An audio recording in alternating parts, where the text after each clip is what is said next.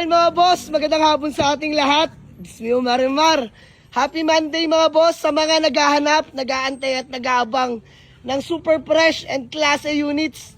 Ito na yung hinahanap nyo mga boss. This one is Hyundai Accent 2016 automatic transmission, super fresh mga boss with 77 original mileage. And next, eto hotcake sa garahe. Honda CR-V Gen 3 mga boss, pagong kung tawagin, no? Sariwa rin to mga bossing ko.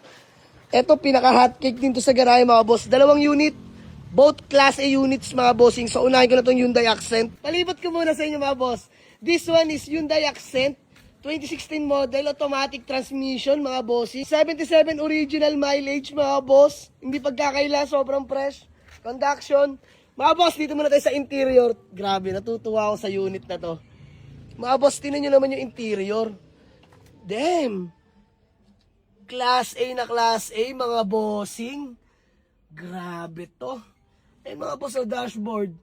Ceiling, napakalinis. Wow unit mga boss. Actually, iba lang siya sa video mga boss. Pero sa personal mga bossing, sobrang layo. Grabe. Ayan, napaka-Class A. Pwede manalamin mga bossing. Brand new pa headlight mga bossing. Napakalinaw. Oh.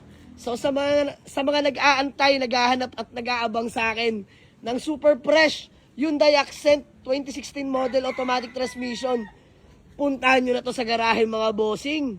Baka ito na yung hinahanap nyo. Brand new feels mga bossing. Kahit i-test drive, only test drive mga boss. Mala brand new condition pa.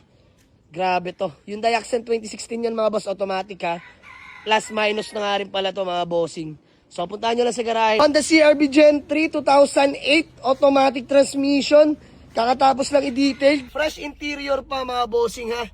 Automatic transmission.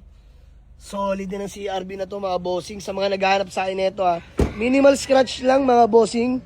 The rest wala na. White plate na. Rehistrado. Kakarin nyo lang mga bossing ha. Valid na to 2027. Sobrang lamig ng aircon. Good suspension. Walang kalampag. Napaka-solid ng unit na to. So ayan. Dalawa yan. Hyundai Accent 2016 and then Honda CR-V Gen 3 mga boss. Both units is automatic transmission. Let's go.